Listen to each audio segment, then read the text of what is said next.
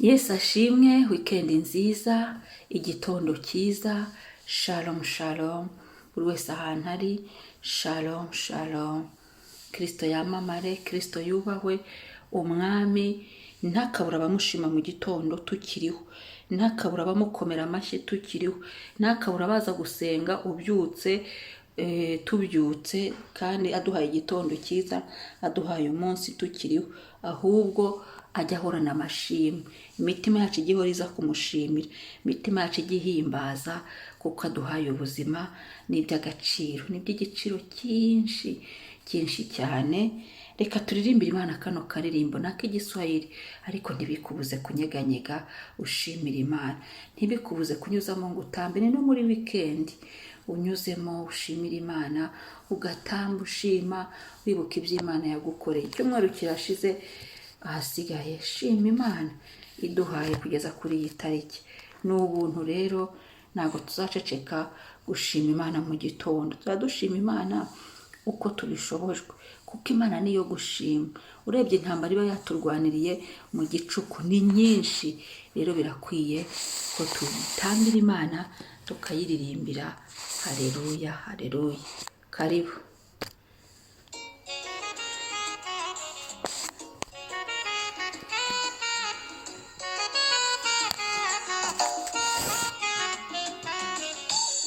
Haleluya haleluya. Yes, uri Imana yo guhimbazwa. Amen. Oh Baba, Baba, nashukuru. Asante Baba, asante Mungu wangu.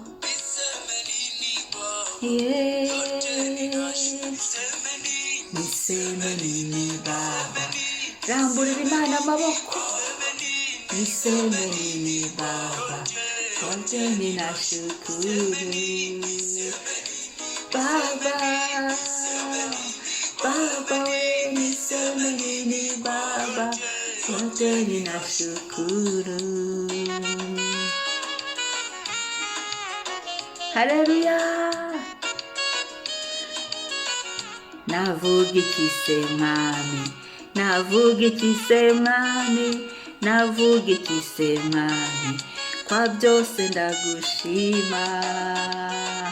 Shima Imana kuri byose.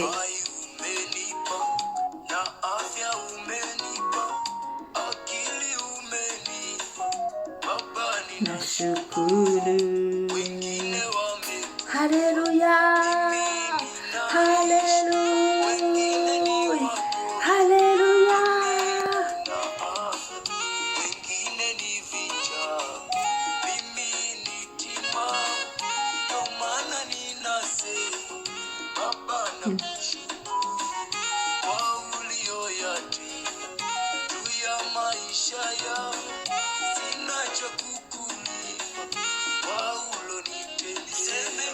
Niseme nini Baba, niseme nini Baba, niseme nini Baba, kote ninashukuru.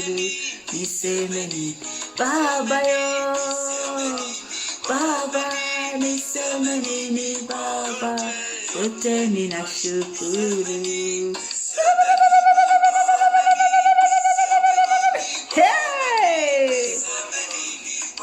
Hey, kote ninashukuru.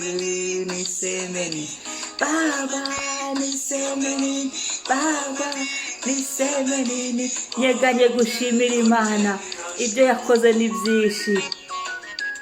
Yego di, shima Yesu. Haleluya. Iyi weekend ndahamburira Imana amaboko, ubyutse amahoro. Haleluya. Nashukuru Mungu. Haleluya. Amen. Imana ishimwe. Iravuga ngo navuga iki se mwami, navuga iki se mwami, navuga iki se mwami, kwa byose ndagushima. Turagushima Mana, turagushima ku bwa byose. Hari ibyo wakoze twamenye, hari n'ibyo wakoze tutamenye, hari ibyo wanesheje twabonye cyangwa se twabonye, hari n'ibyo wanesheje tutabonye, hari ingabo nyinshi watanze zirapfa ku bwacu, hari n'ibyo wadukuriyeho. Twebwe mu isi y'umwuka urarwana gusa kuko udukunda, kuko utwitayeho. Ubishimirwe, ushimwe, igitondo uhimbazwe, wumve ko ku bwa byose papa turagushimye. Biraturenga rimwe na rimwe tukabura icyo tuvuga, tukabura uko tubivuga, bikaturenga. Uyu muririmbyi yaravuze ngo navuga iki Mana, navuga iki papa, navuga iki data, ahubwo ko bwa byose aragushima. Natwe dufatanije nawe kugushima iyi ndirimbo, tugushimiyemo. Wumve ko tugushimiye ku bwa byose wakoze, ibyo wakoze iri joro n'ibyo wakoze. Amen.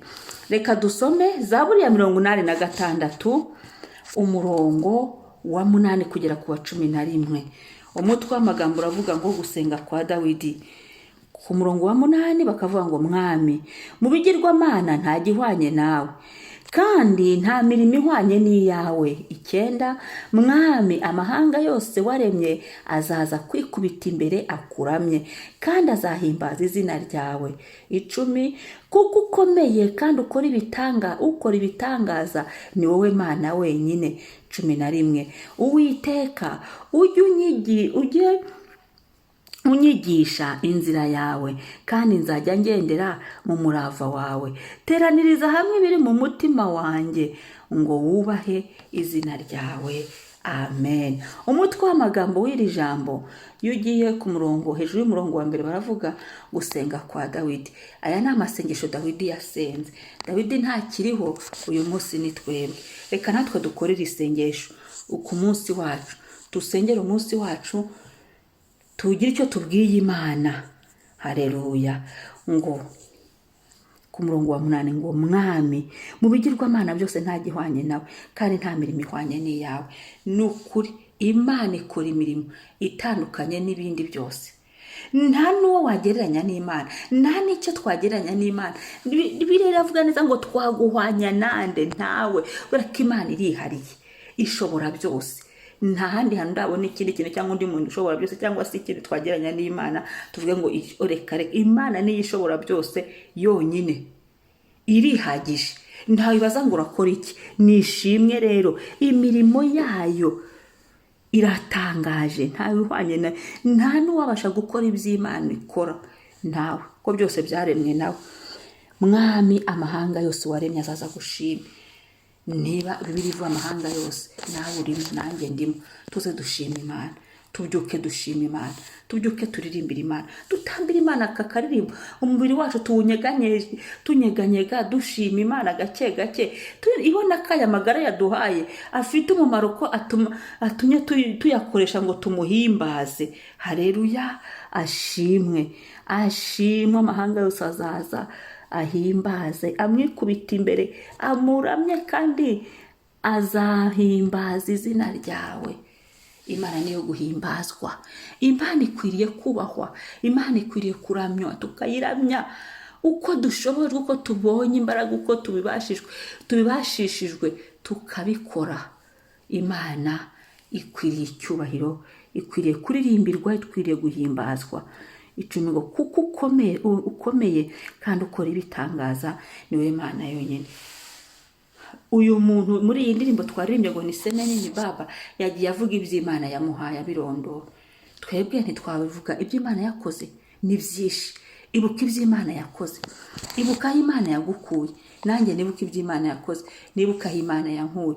Ongera tubarure, nubwo ari byinshi tutabibasha, rimwe twaranabyibagiwe, ibindi biraturenga, ariko tugira ibyo tuvuze. Tuve Mana, ndagushimira iki n'iki, nibutse aha n'aha wankuye, nibutse unkura ku iseta, nibutse untabara, nibutse unsubiza ubwenge, nibutse unkiza babana, nibutse unkiza hahandi, nibutse untambutse, nibutse unsubiza ubuzima, nibutse unyongeza iminsi yo kubaho, nibutse umvana aha, nibutse Yesu tugendana mu rugendo, nibutse unkiza yagisida, nibutse tubibwira Imana. Nibutse mu rubyaro rwanjye, nibutse Mana igihe namaze ntararubona, nibutse nkiri umushomeri. Ni byinshi byo kwibuka tugahimbaza Imana, ni byinshi byo kwibuka, twakwibuka tukanyeganyega tugashimira Imana. data yatureba ari mu ijuru akajya anezerwa. Tukaririmba 11. Uwiteka ujye unyigisha inzira yawe. Ubwira Imana uyu munsi, Mana nyigisha inzira yawe, ngo nanjye nzajya ngendera mu murava wawe. Teraniriza hamwe ibiri mu mutima wanjye, ngo wubahe izina ryawe. Reka tubwire Imana ngo Mana twigishe inzira zawe. Nyuma yuko dushimiye Imana, nyuma yuko turebye imbaraga zayo, nyuma yuko duhishukiwe imirimo yayo, nyuma yuko tubonye imirimo yayo ukuntu itangaje, nta n'uwahwana nawe, nta n'uwabikora. Reka tubwire Imana ngo Mana unyigisha inzira yawe. Uyu munsi unyigisha inzira zawe, wongere unyibutsa aho ushaka kunyura, wongere unyibutsa ibyo ukunda, wongere unyibutsa inzira zirimo gukiranuka, wongere unyibutsa inzira zirimo kugushakana umwete, wongere unyibutsa inzira zirimo ijambo ryawe. Bwira Imana, senga tunyigishe. Imana twigisha ibyo ukunda bari byo tunyuramo, Imana twigisha aho ikunda bariho tunyura, Imana twigishirize kubw'ubuntu bwayo, wongere ukakongeraho kubw'ubuntu, kugira ngo Imana ibikorere mu buntu. Kandi ubwira Imana ngo Mana teraniriza ibiri hamwe mu mutima wanjye, kugira ngo ubahe izina ryawe. Haleluya. Imitima yacu yongere icira Imana bugufi, yongere itekereze ku Mana, yongere yibuke Imana, yongere igarukane Imana muri twe, twongere tugarukane icyizere mu Mana. Ubwira Imana ngo Mana uyu munsi Mana nongere nkwizere, ndongeye kukwizera, gira ibyo ufatiye decision. Ubwira Imana ngo Mana nongeye kukwizera. Ubwira Imana ngo Mana umutima wanjye nguyu umusutse imbere yawe, wongere ugire icyo ubwiye Imana. Hambukira Imana, umutima wusuka imbere y'Imana. Niba ufite umutima ubabaye, bwiza Imana ukuri, ati data ndababaye kandi ni wowe uhoza abarira, ndikurira ni wowe. Ibwiza Imana ukuri, ibyo biri mu mitima yacu tubisuka imbere y'Imana. Imana yongere ibibone, kuko aho ngaho niho hazavamo kubaha Imana, hazatuma dutinya Imana. Suka umutima wawe imbere y'Imana. Niba wishimye bwira data ati data ndanezerewe, data wakoze ibi n'ibi biranejeje, gutya numva nuzuye ibyishimo, numva nakuvugiriza induru, uvugiriza Imana impundu, numva nakukomera akaruru ko gushima Imana, wumva nakukomera amashyi, ukoma amashyi ushima Imana. Haleluya. Kuko ari byo bikuzuye. Bwiza Imana ukuri uko umutima wawe umeze. Niba urushye, bwira Imana ngo Mana ndarushye, kandi niwe karuhura. Narinje ngo uruhure, narinje ngo ahangaha umfashe. Niba ukeneye aho gufashwa n'Imana, bwira Imana ibyo nyine biri mu mutima. Haleluya. Imana irindiriye ko dufungura umunwa tukagira icyo tuyibwiye. Uyu munsi Uwiteka tugirire neza. Amen. Reka dusenge. El Shaddai uri mwiza, Uwiteka we turi hano. Nta yindi Mana ikora imirimo, ntayo, nta nizaboneka. Nta yindi Mana ihwanye nayo, ntayo, ntayibaho, nta nizaboneka. Niwe Mana yihagije, niwe Mana ikora imirimo ikomeye niyoroheje, iteye ubwoba. Ni wowe amahanga yose akwikubita imbere, akuramya, guhimbaza, gusingize. Ni wowe ukora ibikomeye ndetse ukabikora ibitangaza, ni wowe ubikora. Nta wundi, niwe Mana wenyine ishobora byose. Ushimwe. Mitima yacu turagushima Uwiteka, utwigisha inzira zawe, unyigisha inzira zawe Mana. Ngumye mpagarara aho ushaka, ngumye ngendera aho ushaka, ngumye mvuge mu gukiranuka, ngumye ngukorere mu gukiranuka. Unyigisha inzira zawe, izo ushaka kunyuramo abarizo nyuramo, izo udashaka kunyuramo sinzinyuremo, zifungwe mu izina rya Yesu. Aho udashaka kunyura simpanyure, hafungwe mu izina rya Yesu, ahubwo nyure mu gukiranuka. Icyo wishimira ni umutima umenetse, ni umutima ugushaka, ni umutima ukiranutse. Urakoze Mana. Turasenze ngo imitima yacu yibone. Ndasenze Mana umuntu wese uko yaje n'umutima we, ubabaye umugirire neza, umubabaro, urushye umuruhure, urwaye umukize, uwihebye usubizemo umunezero, usubizemo ibyiringiro, uri kugutakira wumve gutaka. Mu izina rya Yesu, mu izina rya Yesu, mu izina rya Yesu, mu izina rya Yesu, mu izina rya Yesu. Urakoze Mana. Ndagushimiye gitare cy'amahanga, ndagushimiye mukunzi mwiza. Buri wese umusohoreze ukuri Imana yumva gusenga. Amen. Amen. Yesu arakoze. Umunsi mwiza. Shalom shalom. Mwari kumwe na Mama Ebenezer. Mwibuke gukora subscribe. Shalom.